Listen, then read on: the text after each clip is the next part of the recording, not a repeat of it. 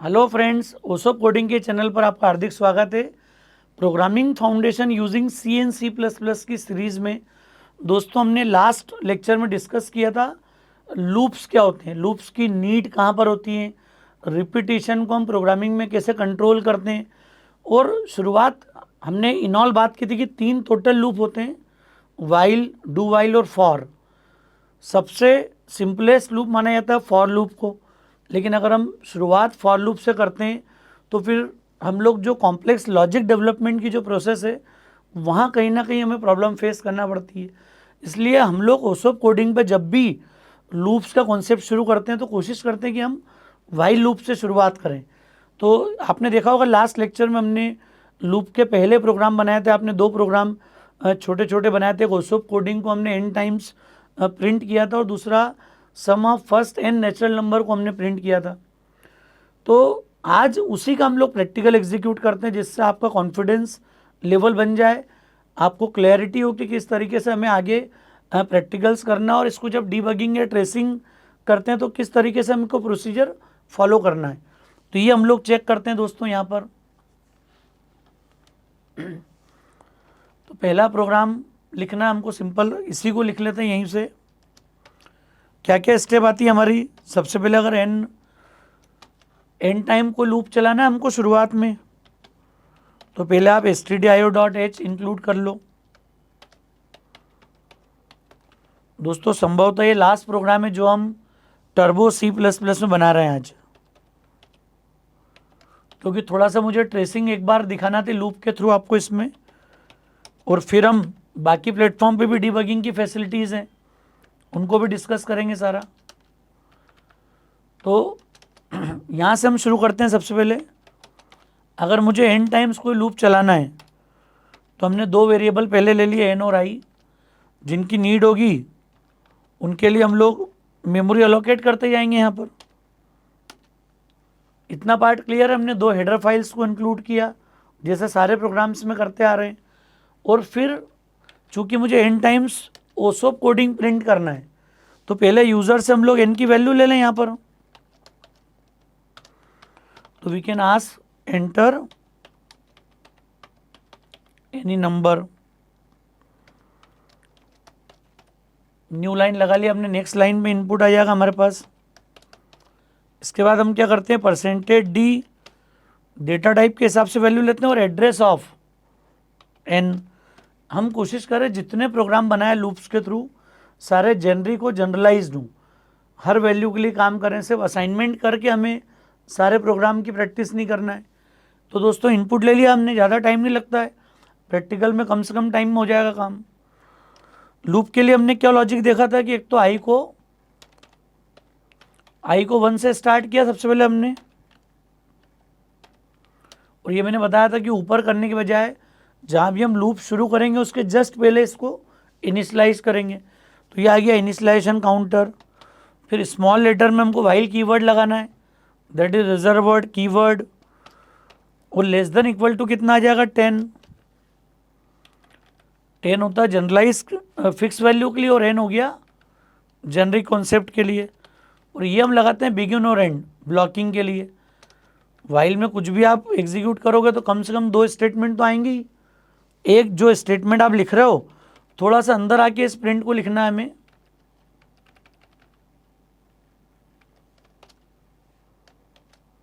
और यहां हमने क्या किया, ओसो कोडिंग को हमने प्रिंट कर दिया यहाँ पर, और न्यू लाइन मैं इस स्टेटमेंट को यहाँ पर रिपीट करना चाहता हूँ। तो आई असाइंस i+1।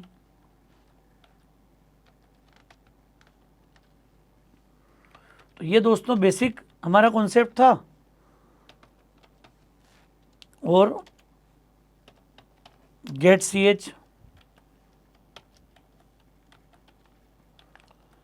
इस प्रोग्राम में आपको समझ में आ गया बहुत सिंपल कोड है। इनपुट लिया, पहली 2 स्टेप हमारी ये इनपुट की हो गई, printf scanf, यूज़र को प्रॉम्प्ट किया, अलर्ट किया और फिर इनपुट लिया। देन ये हमारा स्टार्टिंग पॉइंट हो गया लूप का। आपको याद होगा मैंने डिस्कस किया था 3 इंपॉर्टेंट बात जरूरी है सारे लूप के साथ में। एक तो इनिशलाइज काउंटर, फिर ये बुलियन एक्सप्रेशन मतलब एंड पॉइंट कंडीशन, और तीसरा ये इंक्रीमेंट डिक्रीमेंट, मतलब यहाँ आपको नोटिस करोगे आप, this is what starting point, comment करके देख सकते हो आप इसके साथ, यहाँ आप कमेंट करके देख सकते हो this is our and point, जिसको आप बुलियन एक्सप्रेशन भी बोल सकते हो यहाँ पर। और ये थर्ड आपकी इंपॉर्टेंट चीज़ क्या होगा यहाँ पर, स्टेप्स, दैट इज इंक्रीमेंट और डिक्रीमेंट काउंटर। तो स्टार्टिंग पॉइंट से एंड पॉइंट तक जाने के लिए we need to follow certain steps. और मेरा जो इंपॉर्टेंट जो स्टेटमेंट था वो तो ओसोप कोडिंग है, अरे we wanted to execute this ओसोप coding for n number of times, 5 times, 10 times, 15 times, इसी के लिए हमने लूप लगाया यहाँ पर। और आप देखो लूप के मैंने कमेंट करके 3 कंट्रोलिंग पॉइंट अभी आपके सामने लिखे हैं। इसी से समझ में आएगी कि ये इसलिए बोलते हैं हम लोग कि लूप जो होते हैं they are control structures. Control structures क्यों बोल रहे हैं हम, क्योंकि इसी को देख के आपको क्लैरिटी होगी कि आपका स्टेटमेंट ये है ओसोप कोडिंग, और इसको कंट्रोल ये तीनों कर रहे हैं, इनिशियलाइज, कंडीशन, इंक्रीमेंट, डिक्रीमेंट। तो इसको रन करके देखते हैं दोस्तों एक बार। जब मैं 5 दूंगा तो आप देख सकते हो कि ये ओसोप कोडिंग 5 टाइम्स प्रिंट हो गया। हमने दे दिया 10 टाइम्स, तो इट हैज़ प्रिंटेड ओसोप कोडिंग 10 टाइम्स। समझ में आ रहा है, जेनरिक कॉन्सेप्ट है ये, जो वैल्यू आप दे दोगे 20, you can see it has printed 20 times. तो ये एक जनरलाइज अप्रोच हो गई हमारी। मैं इसको ट्रेस करता हूँ, मेन CLR SCR, जैसे CLR SCR एग्जीक्यूट हुआ अल्टर F5 करो, पीछे पूरा आउटपुट विंडो हमारी क्लियर हो गई, जो भी ओसोप कोडिंग प्रिंटेड था। जहाँ पर F7 आपको टर्बो C++ में सिंपल ट्रेसिंग के लिए मिलेगा, क्लियर। अब हमने इनपुट लिया यहाँ पर सपोज 7, ये I1 फर्स्ट टाइम। अब देखो यहाँ आपको थोड़ा सा विजुलाइज करने को मिलेगा, जिससे आपका लॉजिक बिल्डिंग होगी। तो जैसे ट्रू होगा it will print first time, I2, 2 check होगा, प्रिंट करेगा second time 3, third time print हुआ 4, फोर्थ टाइम प्रिंट हुआ 5, क्लियर 6, ये 7 टाइम प्रिंट हो गया, ये फिनिश। अब वैल्यू इंक्रीमेंट हो गया, कितनी हो गई 8, गेट CH, और आप देखो मतलब 7 बार ये आउटपुट आ गया, पीछे दिख रहा है आपको। तो ट्रेसिंग से आपको सब कुछ चलता हुआ दिखेगा। मैं फिर से रिकॉल कर रहा हूँ एक बार, 3-4 राउंड 5 राउंड लेके, जिन्हें भी डाउट हो फिर एक बार देखो इसको आप। 1, अब ये 5 बार यहीं चलेगा, देखो आप, ये रिपीटिशन की डेफिनेशन है दोस्तों। एक जैसे स्टेटमेंट को पंप लगाते कि नहीं, ऊपर भेजा फिर नीचे आया, फिर ऊपर भेजा फिर नीचे आया, तो ये साइकिल है, रिपीटिशन है। तो रिपीटिशन को हमारे लूप्स कंट्रोल करते हैं दोस्तों। तो ये बेसिक मॉडल है, इसलिए मैंने एक प्रोग्राम अभी और कोशिश की कि टर्बो C++ में बिल्कुल लाइट वेट, ईजी गोइंग आप काम कर सकते हो यहाँ पर, क्लियर। लाखों इंजीनियर्स को बनाया है इस प्लेटफॉर्म ने, जितना समय जिन्होंने टर्बो में दिया है, जितना C और C++ की आप प्रैक्टिस करोगे उतनी बड़ी आप मंजिल तक पहुँचोगे, बड़ी IT कंपनी को आप क्रैक कर पाओगे। आज भी ये प्रूवन रिकॉर्ड है, C और C++ में जितना डेप्थ होगा, जावा में, पाइथन में, फिर आप उतना कमांड कर पाओगे। तो एक लैंग्वेज, जो भी फर्स्ट लैंग्वेज हम सीखते हैं उसमें हमारा कमांड होना बहुत ज़्यादा ज़रूरी है, समझ रहे हैं दोस्तों। इसी प्रोग्राम को मैं सेव कर दूं अभी,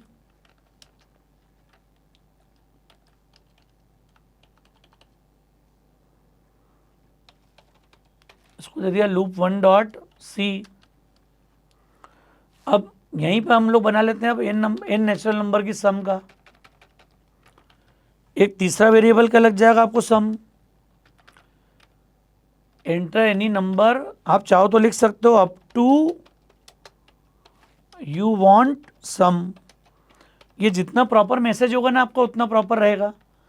सेम हो गया n। अब 1 से n तक तो लूप यहाँ भी चलाना है, क्योंकि 1 2 3 4 5 जो भी काउंटर मेरा चल रहा है उसको मुझे तुरंत सम में ऐड करना है। मतलब यहाँ पर जो हमारा ऑब्जेक्टिव है कि ये प्रिंट नहीं है, अब प्रिंटिंग हमारा ऑब्जेक्टिव नहीं, हमारा ऑब्जेक्टिव क्या है, हमें अब क्या करना है, सम बराबर जो भी i का वैल्यू इटरेट हो रहा है, आइटरेट हो रहा है, उस वैल्यू को यूज़ करना है। मतलब ये जो नेचुरल नंबर है 1 से n तक के, n 100 हो, 1000 हो, 10,000 हो, ये लगातार इस प्रोसेस को कंटिन्यू करेगा, हर बार आई की वैल्यू को 8 करेगा and then after it will increment it by 1। अभी भी देखो ये तीनों statement starting point, end point और स्टेप में कोई चेंज आया क्या दोस्तों? ये कंट्रोलिंग स्टेप्स है हमारी। दुनिया के सारे लूप नेचुरल वे में इनफाइनाइट चलते हैं। अगर वो वाइल को ब्लैंक लेके चला दूँ, सिंपल प्रिंटफ लिख दूँ अंदर, it will run for infinite times. लेकिन ये सब तीनों स्टेटमेंट क्यों लगाता हूँ मैं साथ में? ताकि हम उसके एग्जीक्यूशन को कंट्रोल कर पाएँ और किसी भी प्रॉब्लम का solution infinite number of steps में नहीं हो। ये हमने ज़रूरी पार्ट डिस्कस किया था, आपको याद होगा दोस्तों। तो ये प्रोग्राम हमने बना लिया सिंपल सा, sum of first n natural number. अब यहाँ पर एक और इम्पॉर्टेंट स्टेप है, चूँकि सम की डिफ़ॉल्ट वैल्यू गार्बेज है। आपको लग रहा होगा कि अभी इसको प्रिंट अगर नहीं करें हम, तो आप पहले यहाँ प्रिंट करके देखो एक बार सम को।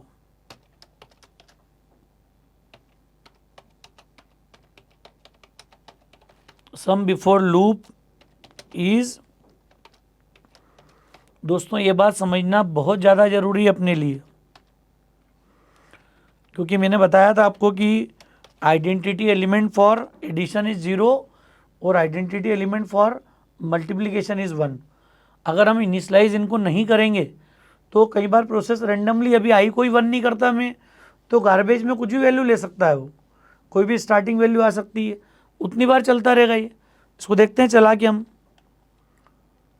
हमने वैल्यू दी suppose 4, sum before loop is 1300 और 1300 आने से क्या हुआ, ये 4 चला और पूरी प्रोसेस चलने के बाद अभी कुछ प्रिंट नहीं करा था हमने यहाँ पर, तो लास्ट का प्रिंटिंग फिनिश है, कुछ है ही नहीं।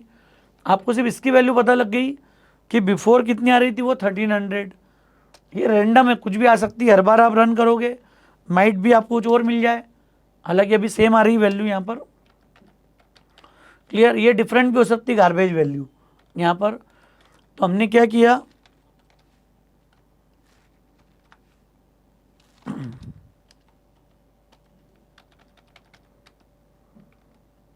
लूप फिनिश होने के बाद इस प्रिंटफ का यूज कर लेंगे हम।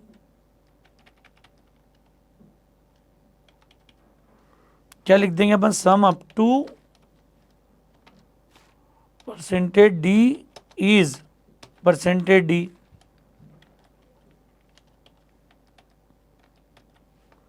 क्या क्या आ जाएगा दोस्तों, एन कॉमा सम, तो दे देगा sum up to 5 is this.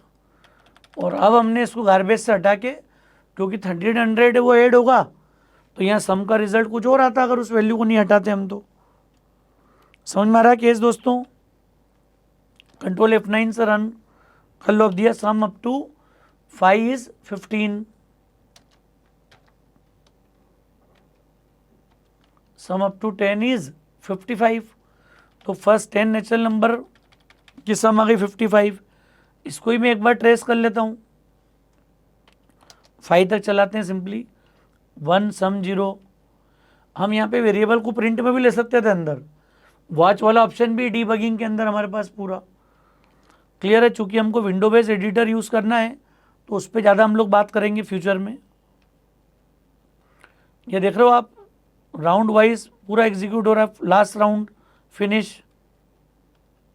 ये आ गया सम अप टू 5 इज 15। तो ये ट्रेसिंग का रोल है। F7 से आप अपनी पूरे लॉजिक को स्टेप बाय स्टेप ट्रेस कर सकते हो। यहाँ आपको समझ में आ गया होगा स्टार्टिंग पॉइंट, एंड पॉइंट और इनका स्कोप क्या है सभी का। ये तीनों स्टेप दिख रही है आपको, स्टार्टिंग पॉइंट, एंड पॉइंट और स्टेप्स। स्टेप प्लस माइनस दोनों हो सकती है डिपेंडिंग ऑन अवर रिक्वायरमेंट। तो मैंने आप बोला था इंक्रीमेंट डिक्रीमेंट जो है प्लस और मल्टीप्लायर से भी इंक्रीमेंट हो सकता है, और डिक्रीमेंट माइनस और डिवीजन से भी हो सकता है। रैंडम कोई चॉइस के बेस पे भी हम लोग फिट कर सकते हैं। तो ये आगे धीरे धीरे जब हम बढ़ेंगे तो आपको क्लैरिटी होगी, कहीं और प्रोग्रामिंग प्रॉब्लम्स को हम छोटे छोटे लेवल पे ही प्रैक्टिस करेंगे।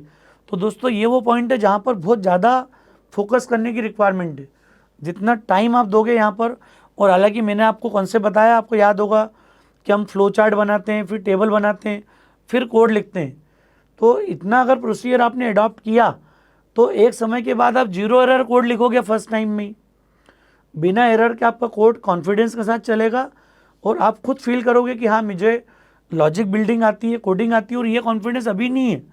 आगे जितने कॉम्प्लिकेटेड टॉपिक आएंगे वहाँ भी आपको इसी डेप्थ में, इसी लेवल के साथ हम लोग सारी चीज़ें डिलीवर करेंगे, जो कि आपको यूनिक लेवल पर मिलेगा। तो दोस्तों मुझे उम्मीद है इन ऑल दोनों प्रोग्राम आपको क्लियर होंगे। लूप का कॉन्सेप्ट आपको समझ में आ गया होगा, वाइल लूप का रोल क्या है, किस तरीके से हम एग्जीक्यूट करते हैं while this Boolean expression is true. जब तक ये कंडीशन ट्रू है तब तक ये लूप चलाएगा, जैसी कंडीशन फॉल्स होगी it will come out of the loop. Clear. और लूप के बाद का जो नेक्स्ट स्टेटमेंट है कंट्रोल, वहाँ पर ट्रांसफर होगा, मीन्स दैट प्रिंटफ। तो समझ में आ रहा है दोस्तों? उम्मीद है कॉन्सेप्ट क्लियर होगा आपको। लेक्चर ठीक लगा हो तो अपने फ्रेंड्स के बीच में ज़रूर शेयर कीजिएगा। ओसोप कोडिंग को अगर आपने सब्सक्राइब नहीं किया है तो डू सब्सक्राइब ओसोप coding channel. Thanks a lot दोस्तों।